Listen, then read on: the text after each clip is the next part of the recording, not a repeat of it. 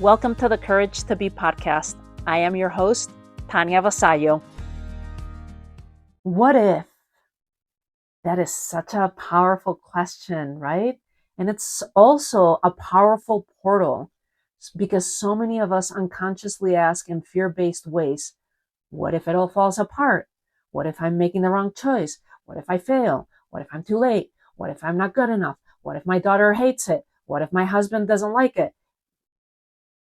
Think about it.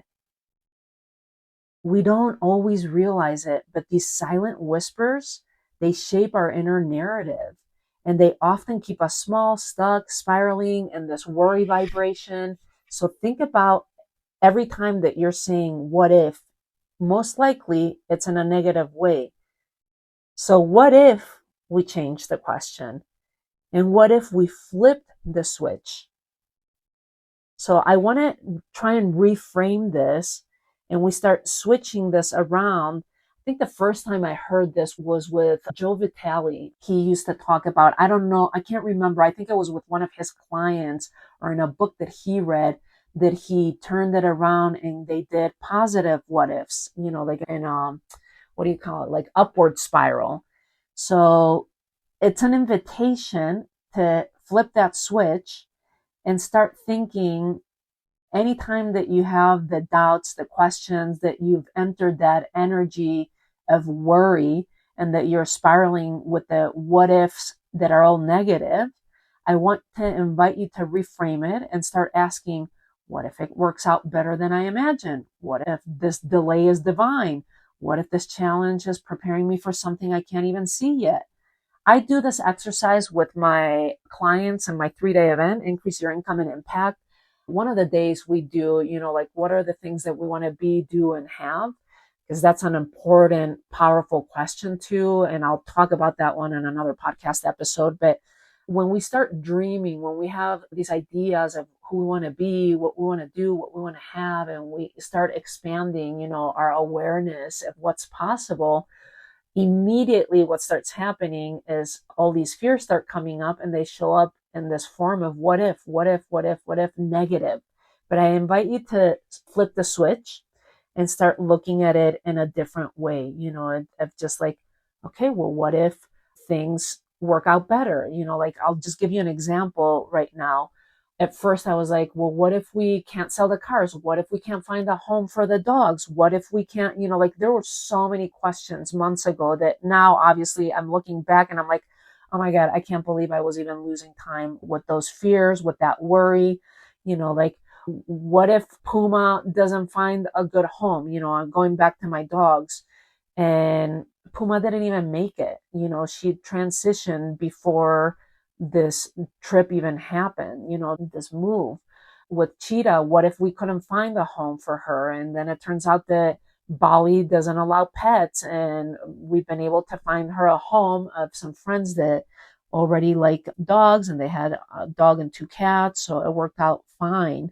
There were so many different things, like what if we can't fit all our furniture in the, not furniture, but all our boxes in the studio. Now we've, narrowed everything down to just one closet with all our things, and this is with our move. I'm just giving the examples with the move to Bali because that's what's more present for me. So it's important to reframe this. And now as I'm talking and looking in hindsight, I'm like, oh my God, what amount of energy that was lost, time, mental space, just well-being, my well-being, my quality of life. So it's important to remember that our thoughts shape our nervous system, and every what if is a signal we send out. So I invite you to start flipping that around and start thinking about what if, like if we use the example with the dogs, what if the dogs find an incredible home, like that they love even better than ours? What if we find an incredible storage unit, and we found the incredible storage unit? For me now, moving forward, is what if we find this incredible house that it's going to be our favorite home that we've ever lived in?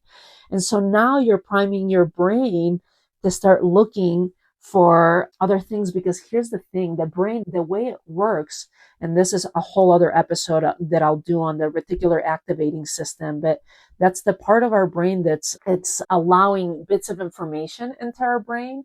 And so if we start priming our brain with what if positive questions, the brain does not like unsolved things. So if you say, what if we find the most beautiful, incredible home filled with light, with a wonderful swimming pool, a lot of greenery, and it's centrally located, and just fill in the blank, and that's for me right now. I invite you to think of what that dream is that you have and ask the question, what if?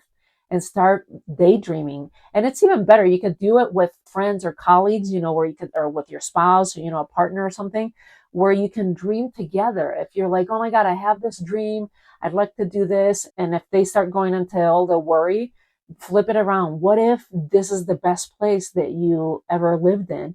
What if this is the best school Isla ever lived in? What if Isla meets the love of her life at the school? What if we meet our next business partner here? You never know what's going to show up. But when you do that to your brain, you're priming it to find the answers and the solutions to what you're setting it up to be. So what if this week, every time fear sneaks in, you pause and you ask yourself a new question? What if this is unfolding exactly as it should? What if I'm more supported than I realize? So flip the switch, choose the upward spiral, and watch how the world responds. Until our next episode, remember to always choose courage over comfort. Talk to you soon.